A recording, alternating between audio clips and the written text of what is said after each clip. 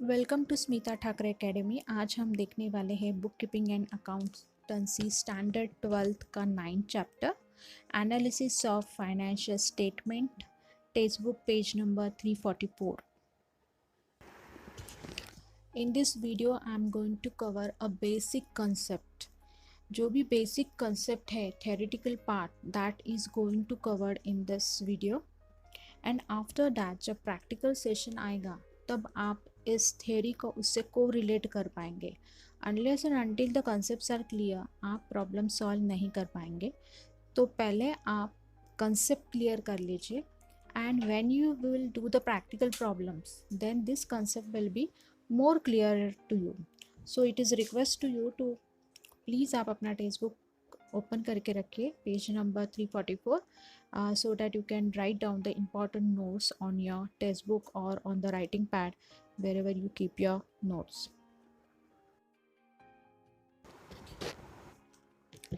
Chapter number 9, analysis of financial statement.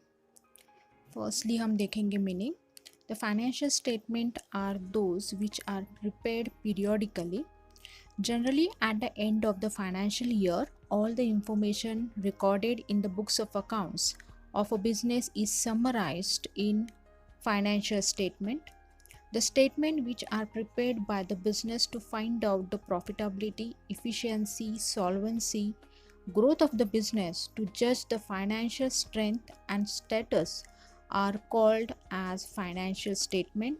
Thus, statement gives a complete picture of a financial position and managerial performance. Financial statements are prepared for the purpose of presenting annual report. The financial statements are prepared by the profit concerned as well as non-profit concerned organizations. Financial statements are those which are prepared periodically. Generally at the end of the year, academic year एक साल का होता है which starts from April and ends at March. तो ये financial statement जो है वो एक साल के लिए बनाया जाता है, and all the information are recorded in the books of account.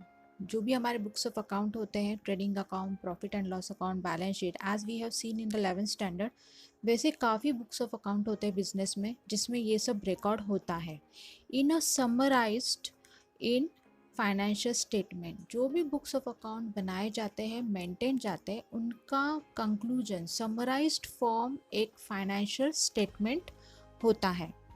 Financial statement which are prepared by the business to find out the profitability. किसी कंपनी, किसी फर्म का प्रॉफिट हो रहा है, नहीं हो रहा है, ये हमें फाइनेंशियल स्टेटमेंट से पता चलता है। इफ़िशिएंसी कैसी है, सॉल्वेंसी है क्या, growth of the business to जज द फाइनेंशियल स्ट्रेंथ, हमारी फाइनेंशियल स्ट्रेंथ कैसी है, आज का हमारा स्टेटस कैसा है, that is a financial position. ये सब बातें हमें पता चल जाती है फाइनेंशियल स्टेटमेंट से। The statement gives a complete picture of financial position and managerial performance. हमारे मैनेजरियल लेवल पर काम करने वाले लोग कैसे कर रहे हैं, हाउ दे आर परफॉर्मिंग, ये सभी का नर्शल में हमें रिजल्ट्स पता चल जाता है फाइनेंशियल स्टेटमेंट से। Financial statements are prepared for the purpose of presenting annual report. Meeting में हर साल at the end of the year annual report बनाया जाता है, उसके लिए financial statement is very helpful.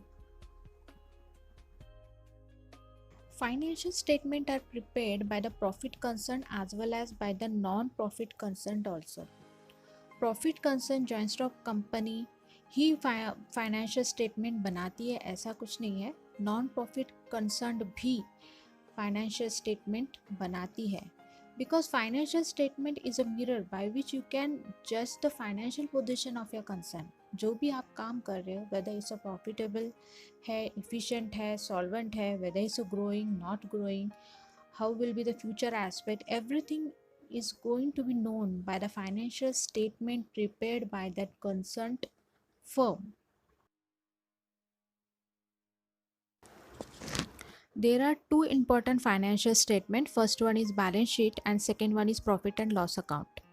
Balance sheet is a position statement because it shows the financial position. And second one is profit and loss account. It is an income statement because it shows the income or the expenditure incurred by the firm. The financial statement analysis includes the two folds or two aspects. First one is analysis of data. It provides the method classification of financial statement, and second one, interpretation of a data. It means explanation of importance and significance of data. वो data का important क्या है, उसका meaning क्या है, इससे हमें क्या फ़ायदा होता है, ये सभी चीज़ें इंटरप्रिटेशन ऑफ डेटा में आता है. एनालिसिस ऑफ डेटा में इसमें various methods and classification are there. ये डेटा कहाँ पे जाएगा, उसको कैसे डालना है, दैट इज एनालिसिस डेटा, इस kind of sorting. And second one is interpretation of data. जो डेटा हमने डाला है उसको इंटरप्रेट करना, उससे कुछ ना कुछ कंक्लूजन निकालना, that is your interpretation of data. Objectives of financial statement analysis. The financial statements are the source of information to various users. Financial statement काफ़ी लोगों को हेल्पफुल है. For example share holders, investors, supplier, government, ETC. The main objective of financial statement are as follow. First one, to help in planning. Planning करते समय financial statement का use होता है. To assist means to help in estimating the earning of business. Business में कितना earning हो रहा है ये भी फाइनेंशियल पोजीशन से या फाइनेंशियल स्टेटमेंट से पता चल जाता है. To assess in investment making decision. अगर ऑर्गेनाइजेशन सोच रही है कि वो किसी नए प्रोजेक्ट में इन्वेस्ट करे, तभी फाइनेंशियल स्टेटमेंट का रेफरेंस लिया जाता है. To help the management in assessing the efficiency of the organisation. हम लोग ने मीनिंग में देखा था कि financial statement is helpful in knowing the efficiency, profitability, solvency of any organisation. To provide the financial information about the economic resources. Economic resources कितने हैं company के, सोर्सेस क्या है फाइनेंस के, जो फंड के ज़रिए यूज़ कर सकती है ऑर्गेनाइजेशन, ये भी फाइनेंशियल स्टेटमेंट से पता चल जाता है. To provide the information about the changes in the net resources.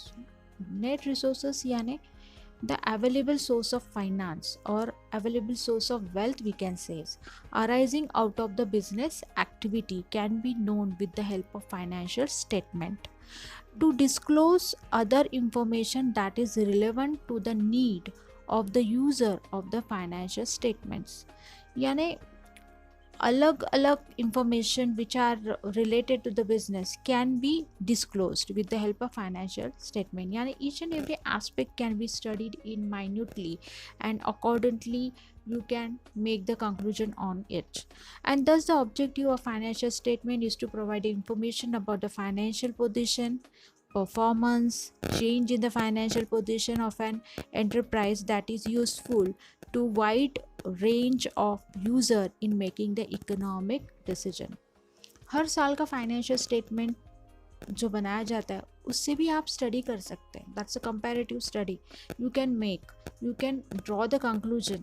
Easily आपको पता चल जाएगा वे what are the loopholes of the organisation, what are the strong points of organisation, कौन से ऐसे की एरिया है जहाँ पे वो हाईलाइट कर सकते हैं, क्या अपॉर्चुनिटी है on the basis of that they can expand their businesses. Limitation of the financial statement analysis. Financial statement is a powerful mechanism which helps in ascertaining the strength and the weaknesses in the operations and financial position of an enterprise. ये बात सही है. Financial statement एक ऐसा tool है जिसके ज़रिए हमें पता चल सकता है कि एंटरप्राइज के स्ट्रेंथ क्या है, स्ट्रॉन्ग पॉइंट, और उसके वीकनेसेस भी क्या है. Analysis of a financial statement depends upon the data. जो डेटा है उसके ऊपर से तो फाइनेंशियल पोजीशन समझती है. And information supplied by the financial statement about the economic resources and financial position of the business. जो भी डेटा फाइनेंशियल स्टेटमेंट में लिखा हुआ है और वो डेटा अपने आप बताता है कि फाइनेंशियल पोजीशन बिजनेस की कैसी है. Now let's see the limitations of the analysis of financial statement. First one, qualitative informations are ignored. Only the information which can be expressed in a monetary term are shown in the financial statement. जो पैसे से related चीज़ें होती है वही financial statement में होती है. Other important figures related to the quality can not be expressed in a monetary term are ignored. जो क्वालिटी रिलेटेड चीज़ें हैं वो तो हम पैसे में एक्सप्रेस नहीं कर सकते, तो वो बैलेंस शीट में दिखाई नहीं जाती. Such as goodwill, harmony, efficiency of the management, competition, etc. ये सभी चीज़ें तो ज़रूरी होती है ना हर किसी ऑर्गेनाइजेशन को प्रॉफिट मेकिंग बनाने के लिए. तो इन सब चीज़ों को फाइनेंशियल स्टेटमेंट में इंक्लूड नहीं किया जाता. Second one, historical cost. Historical cost. Financial statements are prepared on the historical cost and the book value of the asset. जब हमने वो एसेट खरीदी थी तभी उसकी फिगर्स बैलेंस शीट में या तो बुक्स ऑफ अकाउंट में होती है. That is a historical cost. They do not present the effect of changes in the price. अभी करंट ईयर में या तो करंट पोजीशन में उसकी मार्केट वैल्यू क्या है, उसकी करंट प्राइस कितनी बढ़ गई है या तो घट गई है, इसके बारे में तो वहाँ पे कहीं भी फाइनेंशियल स्टेटमेंट में उसकी नोट नहीं होती है. Now third one, based on accounting concept and conventions. Financial statement are prepared on the basis of certain accounting concept and convention. इसका मतलब क्या? This mean that these statement are far away from the reality. क्योंकि ये किसी तो भी convention और concept के पर बेस है, उसके अकॉर्डिंग ये सब बनाया जाता है, तो उसमें रियलिटी कहाँ आई?